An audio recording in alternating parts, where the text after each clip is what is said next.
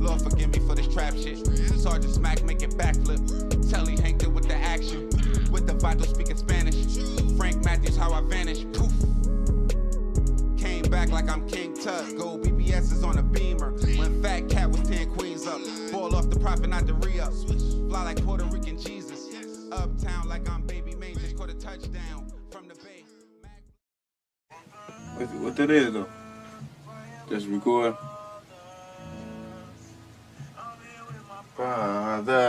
This gonna be a hit song, man.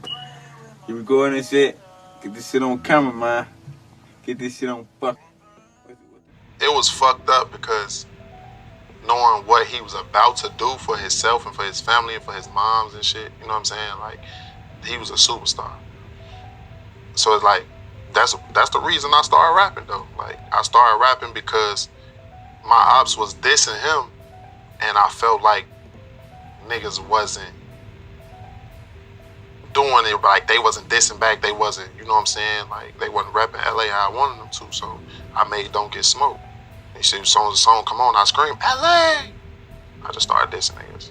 But, you know what I'm saying? Like, it fucked me up in the head because he was a good nigga though. You feel me? Like, I had a lot of bitches, all type of shit. Like, he was a nigga niggas want to be. Like, right now, he'd be bigger than Dirk, Thugger, Kanye. I feel like he'd be bigger. I feel like he'd be Drake status because he's that nice. He's diverse, all that shit. You feel me? He's bigger than Keith. All of that's just how I feel personally.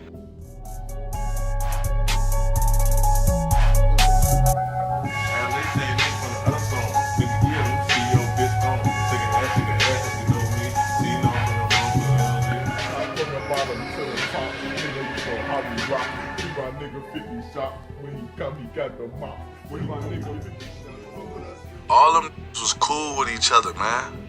So when LA got killed, that was like some backdoor sneaky shit. Melly and all that, they doing all that. You gotta think about it. Go look. You gotta go pay attention. Melly was hanging around crumping them. You know what I'm saying? These niggas, man. Melly was with them niggas, man, to a certain extent, man. I don't know how true it is. They said Melly was BD. I don't know. Them niggas Young Money, they MCs, Mickey Cobras. You know what I'm saying? But I don't know, man. Like, you know, like the last thing I think it was I think that's when shit went sour with them niggas. Like, them niggas was all cool. T.I. had like a little something in Chicago, and Melly, Crumb, Dirk, all them. Remember the shit like 2013, 14? It was the big fight inside the clothing store, some crazy ass shit. It was something that wouldn't happen.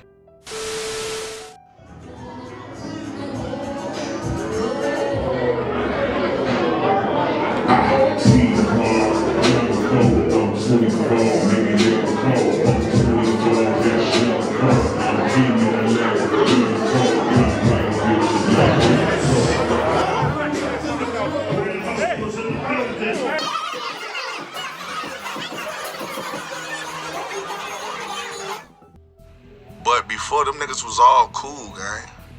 So a lot of this shit that's going on was like some backdoor ass shit, obviously. So when LA got killed, whoever them niggas that supposedly killed them, whatever, it probably was a backdoor move. It wasn't no, this is why. Why is it so easy to get up with? Because they used to hang with each other. Niggas used to with each other. So now I know where you stay at, I know where you record at, I know where your mama live at. You know what I'm saying?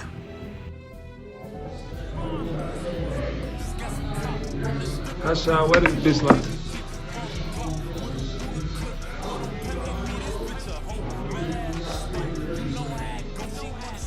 Hey, I be wearing so many years, man. I got that shit. I've been doing that shit, but then I see LA got to doing that shit a minute ago. Man, that's raw.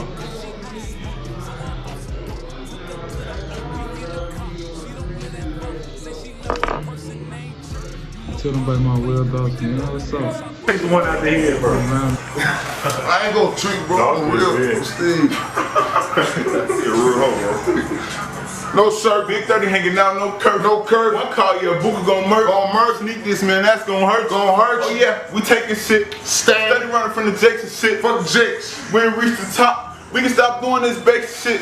Cause I ride or die for my niggas. I get crucified for my niggas. You ain't never see a one-on-one fuck boy.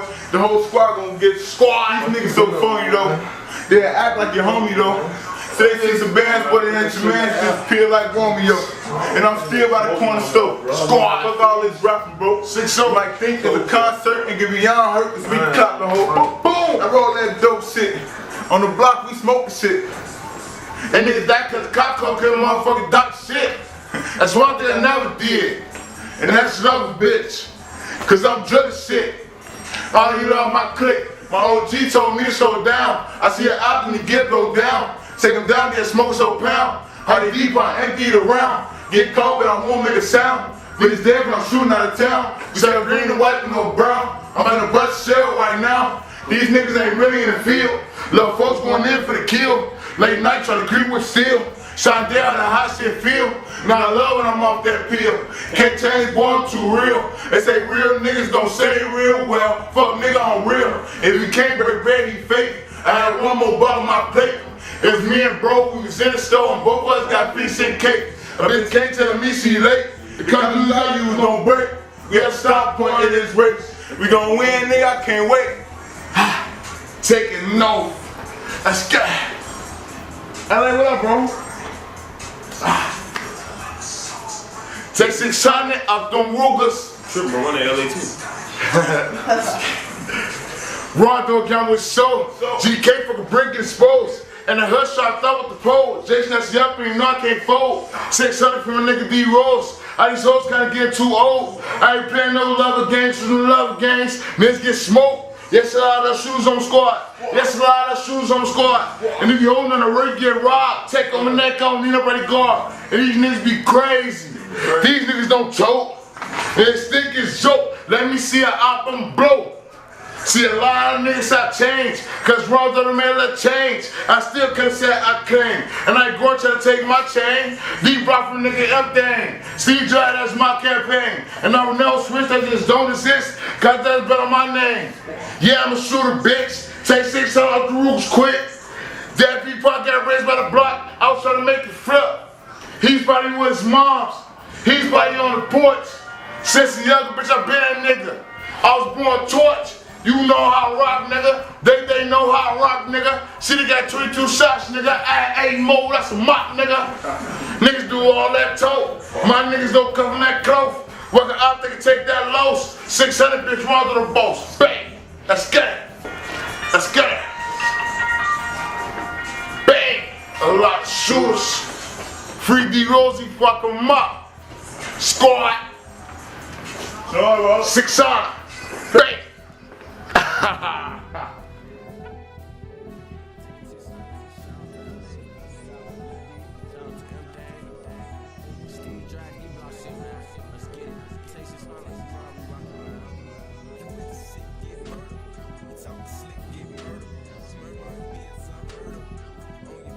Right on 70th and Stony Island at the studio, doing some whatever you do at the studio, you know, mounting some tracks or whatever. And he left out, him and his friend, they were waiting on their ride, and he walked and looked to see if he see the ride coming, and somebody just walked up on him and shot him 3 times up close. And took him to the hospital, and he was there in surgery for, you know, about 2 or 3 hours, and then he came out and said that he didn't make it because he was losing too much blood. As fast as they were pumping it in, it was coming back out because his heart was beating too fast. I don't know if he was into it with somebody. I mean, he didn't act like it, that he was, but you don't know what your kid's doing once they leave out your door, you know, and go on the other side of the door. I don't know. He was outgoing and funny and always telling jokes and, you know, that kind of stuff. Always messing with her, having her hollering and making noise. You know, boys, he's the only boy, so he like irritated everybody else. He didn't have a brother at home, you know, in the house, so he irritated all the girls. But it was good irritation, you know. I don't know how to begin you know, plan a funeral for my son. I don't know what to do. I don't know. It just feel like it's like a weight just sitting right here on my chest. My chest just hurt. Can't nothing in the world prepare you for that. When I woke up yesterday morning, I didn't think when I went to bed last night that my son wasn't going to be in them. Now, I don't even know how to start this one. The one that didn't make it out. It's always someone close to you. The thing that almost was. Yo, what up though? It's your ace Popalot. Salute the almighty MOBB. We on our way to the Shy with it. And we're going to take a step back in time to what we would call now as the infancy stages of drill music. And during that time, it would be a lot of names that would emerge from the streets of the South Side. First, it would be Chief Keef, followed by Little Durk and King Von, Rondo Number 9. So many different names that you could name. And the person that we're covering today is definitely going to be somebody that I would consider one of those names. And that's going to be Leonard, L.A. Capone, Anderson. Now, I really don't feel like I need to pull up statistics for this one, as if anybody can take a step back and remember at a time from 2010 right to about 2020, even though I would say it was dying down at that time, Chicago was reminiscent of how it was in the early 90s, the late 80s. And I'm not sure how many of y'all might remember, but during that time, it would really be the beginning of the rise of social media. I would say Twitter was at its height. That was kind of, Facebook was around, but I want to say at that time, and preferably for hip hop, Twitter was the go-to social site at that time. And some people would blame the spike in violence in Chicago on that. Some people blamed it on El Chapo, but no matter who you blamed it on, it would birth the rise of the drill music scene. While L.A. Capone, only 17 at that time, and said to be a student at Sullivan High School, he was a thriving force in that drill music scene. And one of the people that looked like he was definitely on his way out. Now, by the time of L.A. Capone's death in September of 2013, Chief Keef was definitely the predominant name that you was hearing. You would hear about the guys closely associated to him, like Fredo Santana and Little Reese. Academics even had a channel where he would pretty much broadcast the shit almost live. And one of those names you was hearing just as much, probably slightly under, was L.A. Capone. And that's crazy because he, at that time, wouldn't have any projects out. His buzz would be based on several songs that he would release or would be featured on, two being Play for Keeps and another being Shooters, that would go on to become anthems in the early on drill scene. And almost like all of the rappers that would blow up in the wake of his death, he would be affiliated with the 600 set of the Black Disciples. And though a lot of people might look at 600 Breezy kind of like he's crazy, saying that he probably would have been bigger than Little Durk or probably would have been bigger than Chief Keef, I'm not really looking at him as crazy because I could kind of step back into that time and I'm not looking at the stars that those artists will go on to become. I'm looking at them at that specific time. And I honestly want to say that though LA did rap about drilling and some of the same stuff that they rapped about, his style and the way that he put it together just seemed a little bit different to me. And y'all go listen back to the artists at that time. I'm talking about 2012 and 2013, and comment below and tell me if y'all think I'm crazy. And in just doing my research for this episode, I kind of have an idea or put a finger on just why he might have sounded a little bit different from some of his counterparts. And it also showed me at the same time just how fast a situation could change your life. Now, it is widely documented that L.A. Capone would spend some of his early on life in Atlanta, where he would cross paths with people like Lil Yachty, and he was even said to be active in certain football teams with people pointing out that in some interviews that his mom had done, you would see football jerseys from local Atlanta football teams.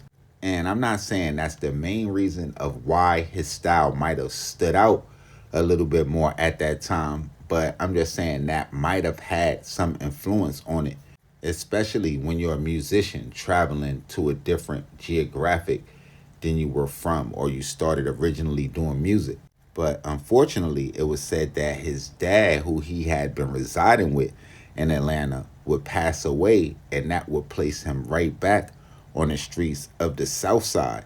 And to be honest, it's even sadder to say that his dreams of almost making it in the rap game kind of died with his father, because you got to look at it like this: as musically inclined as he was, not to say that he was the best, but just listening to him, to his counterparts, along with being placed in, at that time, and probably even now, what I would call a music hub in the city of Atlanta, where at that time it looked like people would just walk to the corner store and get a record deal. And even though it would look like he still had so much promise, as he would be featured in videos then with people that we would consider now as megastars, but unfortunately he would lose his life on September the 26th in 2003 after a studio session. And almost immediately after his death, the speculation would run rampant as far as to who actually was responsible for his murder, with some people on the internet even saying it might have been some of them same rappers that he was trying to come up with.